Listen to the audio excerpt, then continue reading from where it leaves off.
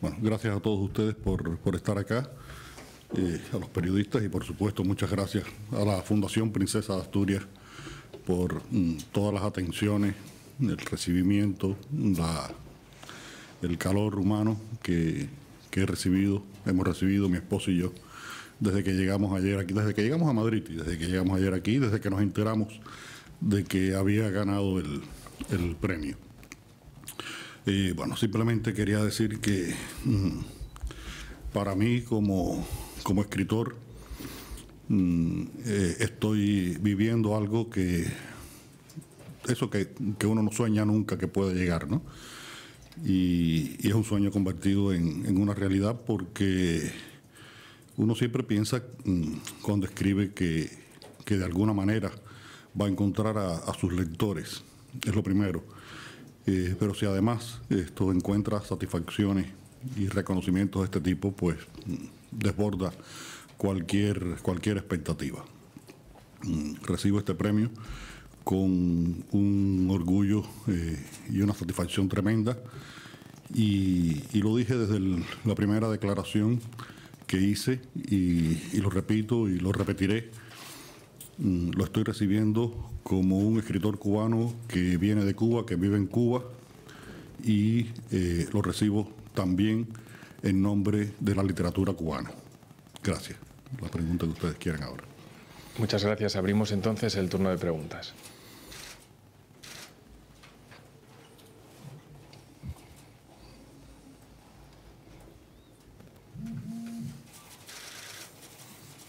No puede ser, no hay ninguna pregunta. Aquí. Sí, porque ya nos vamos. Yo me tomo otro café rápidamente, no, que me hace falta. Mejor que ese. Sí, Raúl Molina, de la agencia EFE. Usted hablaba recientemente de una estancia en Brasil, de una cuestión que le había sorprendido con lo que está ocurriendo en Europa con los refugiados, que era el hecho de que algunos países que habían sido comunistas se negaran ahora a recibir a sus refugiados. Me gustaría que desarrollara un poco más esa reflexión. Gracias. Sí, este tema de los refugiados me lo preguntaban en Brasil a partir de que mi novela más reciente publicada, que se llama Herejes, es una novela que tiene que ver con un refugiado en una parte de su argumento. Un joven judío que llega a Cuba en el año 39 y espera la llegada de su familia, que viene a bordo de un transatlántico histórico y famoso que se llama el San Luis, que no pudo llegar a Cuba, es decir, llegó a las costas cubanas, pero no pudieron desembarcar esos 900 y tantos judíos, tuvieron que regresar a Europa y la mitad murió en el Holocausto. Y ese fue un episodio muy peculiar en la historia de Cuba, porque Cuba fue un país muy abierto a los emigrantes. Fue un episodio único en el caso de la comunidad judía, porque en Cuba realmente, salvo excepciones y muy específicamente en esa época, no hubo manifestaciones de antisemitismo. Y una de las pruebas de que Cuba fue un país muy abierto a la emigración la tienen las personas que viven y que nacieron en esta zona de España precisamente, porque de aquí del norte de España, específicamente de Asturias, llegaron decenas de miles de asturianos que hicieron su vida en Cuba, y por eso el consulado español en La Habana está alándose los pelos por la cantidad de personas que están solicitando por la ley de nietos. La ciudadanía española sobrepasó todos los cálculos imaginables que existían. Todo el mundo empezó a sacar una inscripción de nacimiento de un abuelo, y el consulado está abarrotado. Y le comentaba hoy, y disculpa que me aleje un poquitico de esto, pero que es que me parece interesante. Le decía hoy a la señorita que nos acompaña, Val, amablemente nos ha acompañado desde ayer, que posiblemente el edificio más lujoso de Asturias esté en La Habana. Es el Centro Asturiano de La Habana, que es un edificio espectacular, impresionante, que está frente al Centro Gallego, en el Parque Central de La Habana, nada más y nada menos.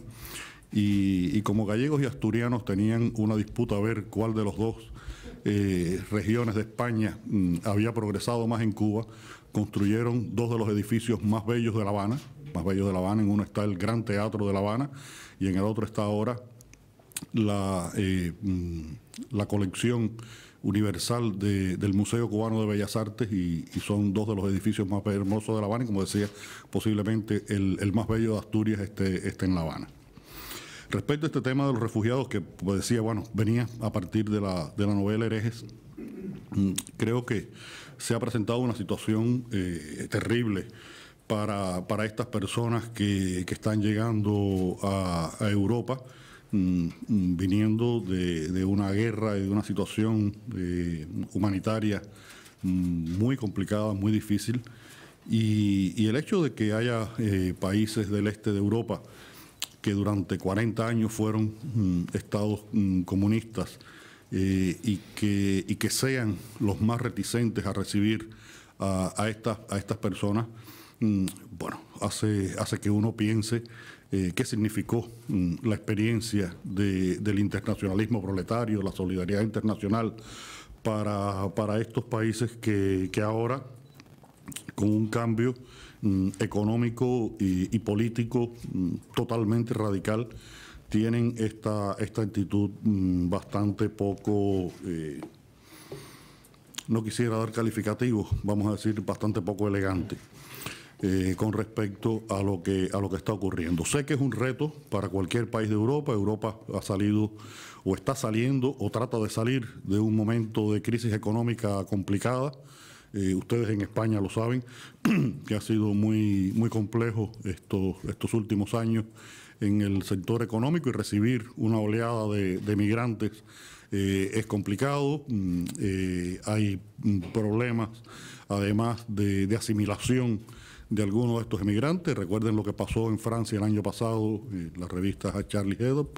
Es decir, que hay heridas abiertas y peligros latentes, pero creo que el sentido humano debería estar por encima de esos temores y bueno, con las precauciones y con las posibilidades económicas de cada uno, tender una mano a esas personas que, disculpen, lo voy a decir en cubano, que están más jodidas que nosotros. Creo que sería elemental, ¿no? Siguiente pregunta, por favor.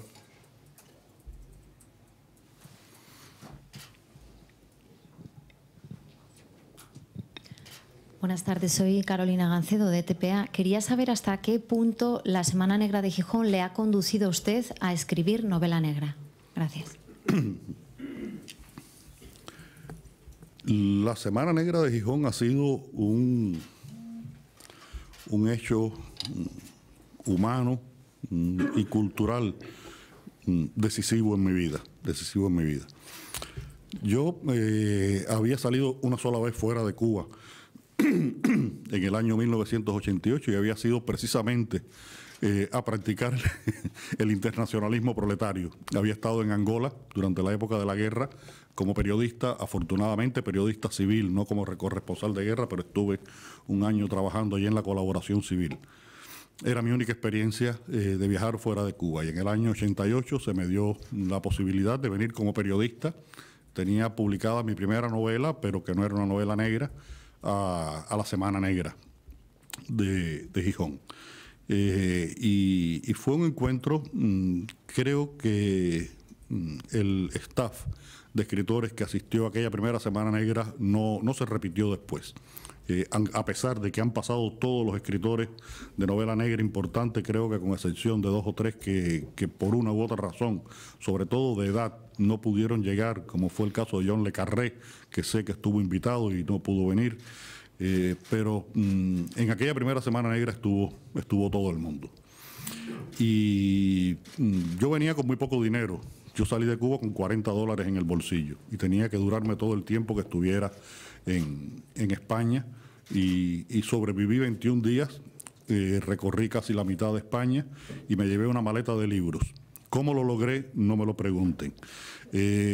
Para tomar café tenía que esperar a que alguien me invitara. No podía gastar el dinero tomándome un café, y yo me puedo tomar 15 cafés al día. Entonces, lo que hice fue que compré muchos libros de segunda mano 75, 100 pesetas, 120 pesetas costaban en aquella época. Y regresé con una gran cantidad de libros y sobre todo con conversaciones con varios escritores policíacos importantes, norteamericanos, franceses, y fue mi primer encuentro con, personalmente, había leído ya uno de sus libros y voy a contar qué libro había leído ahora enseguida, pero fue mi primer encuentro personal con Manuel Vázquez Montalbán. Lo entrevisté, Manolo tuvo la paciencia tremenda de soportar mi ignorancia, porque yo había leído una sola novela de Vázquez Montalbán, la única que había podido encontrar en Cuba, y era esa novela que se llama El Balneario, que es una novela de Pepe Carballo que se desarrolla fuera de Barcelona, en un balneario al que Pepe Carballo va a hacer una cura de desintoxicación, es decir, no come, no bebe, tiene muy poco sexo, logra tener sexo con una enfermera alemana,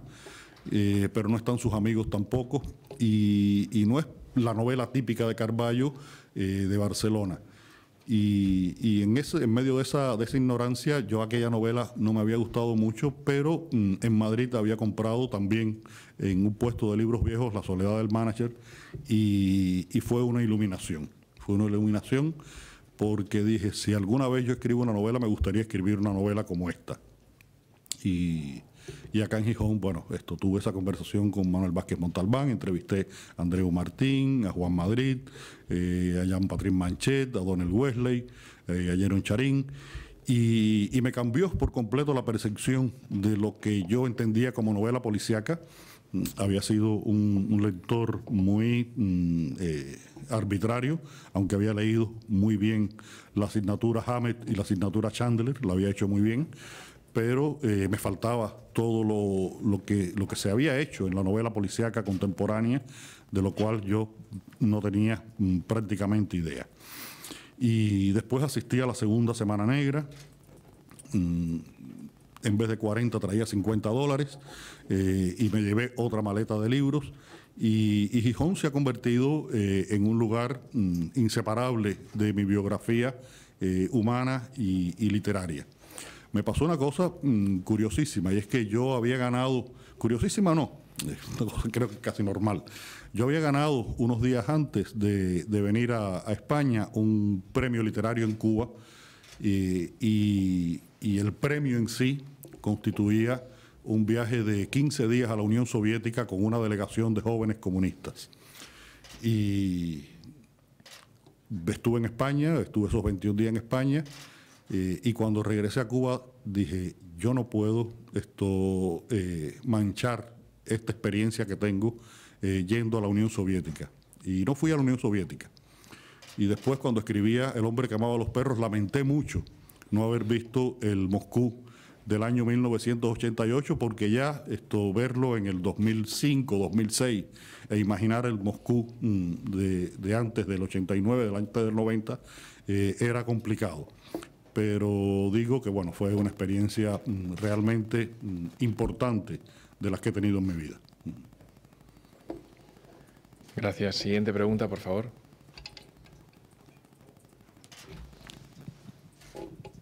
Alejandra Martínez, de Radio Asturias, Cadena SER.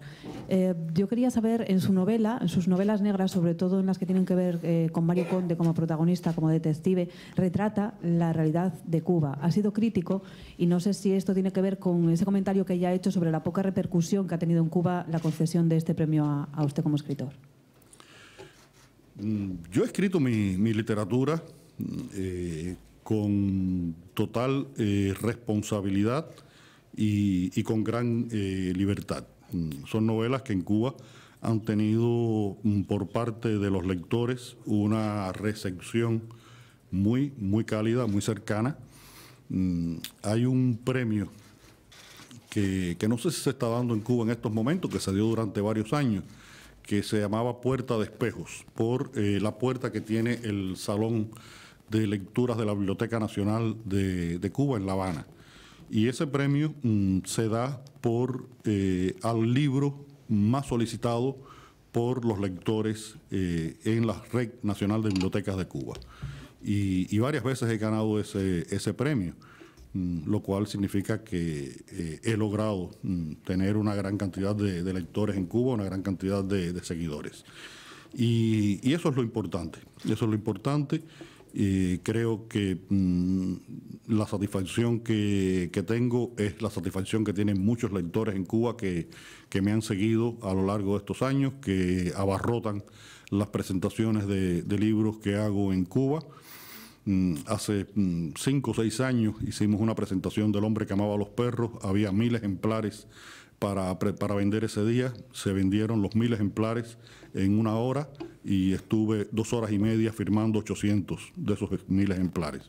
Y eso es una satisfacción y un premio realmente insustituible, porque lo dan los que realmente sienten y reciben mi literatura. ¿Hay más preguntas?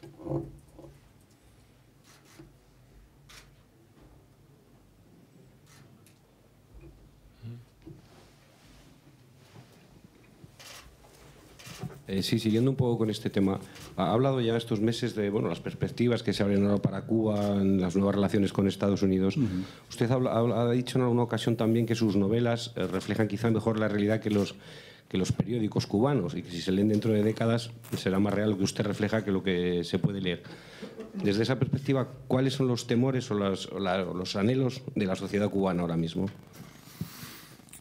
Bueno, estamos en el último año, hemos vivido un momento especialmente intenso en cuanto a lo que ya es la historia, porque sabemos que estamos viviendo un momento histórico importante. El 17 de diciembre, cuando se anunció que Cuba y los Estados Unidos comenzaban a conversar para restablecer relaciones, fue un momento de una conmoción nacional. Yo ese día, cuando bajé a casa de mi madre y hablé con ella, ella me dijo que no pensaba ver en vida que algo así ocurriera.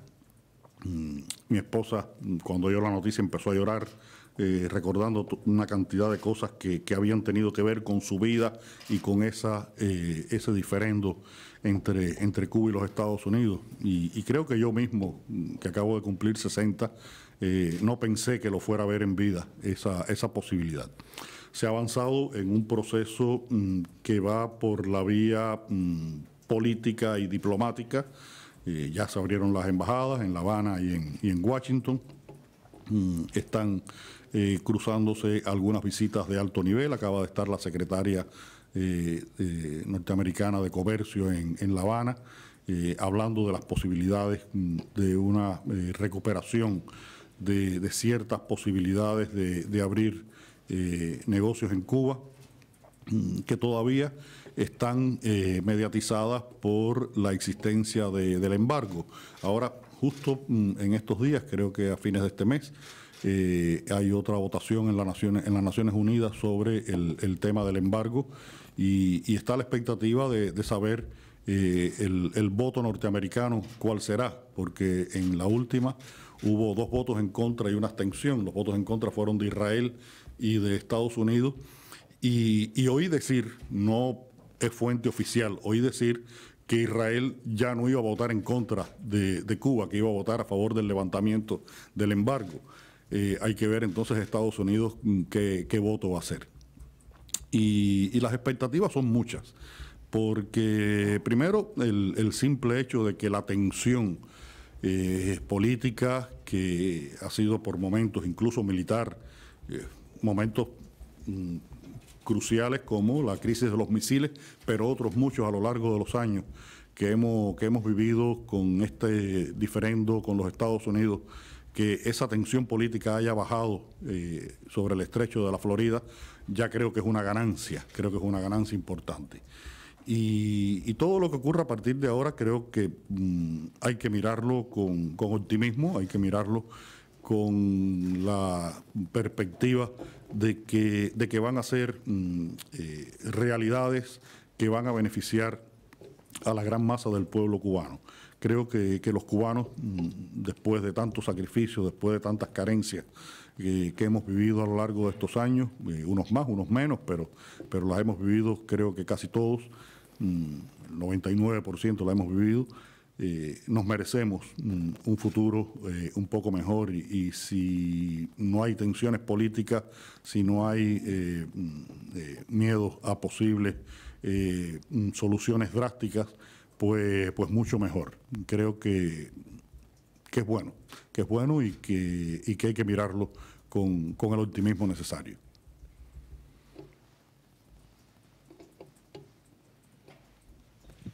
Buenas tardes, Arturo Tellez de Onda Cero Radio.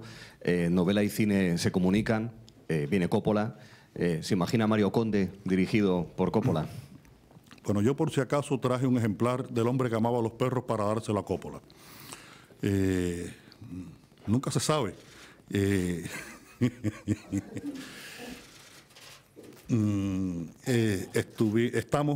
Estuvimos el lunes en la mañana, mi esposa y yo, Lucía López Col. Por favor, Lucía López Col, más guionista que yo de la serie de Mario Conde que se acaba de filmar y que se está montando en Madrid. Ella fue la que llevó la rienda de este proceso de conversión de mis 4 primeras novelas, la serie Las 4 Estaciones, a estos guiones de cine que ha firmado Félix Vizcarret, producido por Tornasol Films, protagonizado por Jorge Perugorría, Pichi, que ha hecho un papel de Mario Conde espectacular. Desde el año 1999 estamos tratando de montar uno de estos proyectos y por fin el embarazo fue largo, pero el parto fue cuádruple, es decir, que creo que valió la pena. Y alguien me preguntaba el otro día, bueno, ¿y esperas que en las novelas la gente encuentre lo mismo que las películas? Y yo le decía, no, porque sería un desastre. Creo que las películas tienen que tener su propia entidad y hemos trabajado con mucho respeto hacia el espíritu de las novelas, pero en cualquier caso hemos tratado de hacer películas, hemos tratado de hacer cine. Son 2 lenguajes que pueden estar muy cerca, pero son diferentes. Por otra parte, ya está marchando un segundo proyecto, también con el personaje de Mario Conde, con productores norteamericanos y canadienses. Los productores principales norteamericanos es la cadena Sarth, y que tendrá como uno de los productor ejecutivo, nada más y nada menos que Antonio Banderas, que será el segundo Mario Conde. Es decir, que voy a tener a 2 Mario Condes de lujo, a Jorge Perugorría y a Antonio Banderas. Y nos pasó una cosa muy simpática, yo no sé si debería contarlo, pero lo voy a contar porque me parece que es divertido. El guionista, porque en el proyecto norteamericano decidimos, Lucía y yo, no intervenir, no era posible, además debe estar escrito en inglés y tal. Y el guionista principal, en el primer guión, nos ponía un Conde que se parecía más a Antonio Banderas que a Conde. En el primer capítulo, el personaje hacía el sexo con 3 mujeres. Iba por La Habana como si fuera Antonio Banderas. Y entonces le tuvimos que decir, recuérdate que es Mario Conde, que lo va a interpretar Antonio Banderas, pero que no es Antonio Banderas. Así que vamos a ver cómo sale esa serie, en la cual tenemos menos control. Me consultarán algo de los guiones, pero en cualquier caso es una producción norteamericana. Y espero tener muy pronto, posiblemente ahora en noviembre, un primer encuentro con Antonio, y quiero hacerlo consciente del carácter del personaje, que él lo conoce bien, porque toda esta historia empezó hace varios años, un día que él pasó por una librería hispana en Nueva York, que ya no existe, se llamaba Lectorum, y le preguntó al librero, oye, no tengo nada que le recomiéndame un libro. Y le dijo, mira, llévate este, ¿conoces a Leonardo Padura? Dice, no lo conozco. Y le dio un ejemplar de Máscaras y Antonio Banderas se lo llevó y a la semana regresó y le dijo, dame todo lo que tengas de Padura. Y creo que ese ha sido el origen de este interés de Antonio Banderas por hacer esta otra versión de las novelas de Mario Conde. Y por otra parte, estamos tratando de montar con una productora francesa El hombre que amaba a los perros. Hubo un director norteamericano muy interesado, pero muy complicado, y ha habido que cambiar de estrategia, posiblemente sea un director francés. Ahí sí no puedo hacer ni el chiste, ni puedo dar una pista, porque los productores me pueden matar. Aquí mismo, el día del día de la entrega del premio, delante de los Reyes, me pueden matar si digo quién es el nombre que se está manejando. Pero es una producción muy complicada. El hombre que amaba a los perros, para hacerla bien hecha, hay que rodar en 5 o 6 países. Y la gran discusión que tenemos ahora, en la cual yo me he visto envuelto, es si se hace una película larga o se hace una serie. Una película de 5 o 6 horas dividida en varios capítulos. En eso estamos en el cine. Muchas gracias. Última pregunta.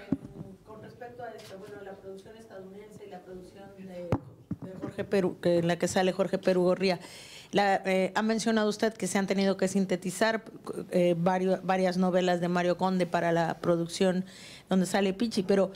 No. En la de Perú Gorría, cada novela es una película. Cada novela es una película. En la otra se va a hacer como una fusión, porque se va a trabajar por temporadas. Se va a trabajar por temporadas y tiene una estructura completamente distinta. La norteamericana es la que tiene la estructura distinta. Y la española, con Jorge Perú Gorría, es la que tiene cada novela es una película. Gracias. Muchas gracias, señor Padura. Hemos agotado el tiempo para la rueda de prensa. La siguiente tendrá lugar en 15 minutos con los representantes de la Orden Hospitalaria de San Juan de Dios, Premio Princesa de Asturias de la Concordia. Gracias a todos. Muchas gracias a todos ustedes.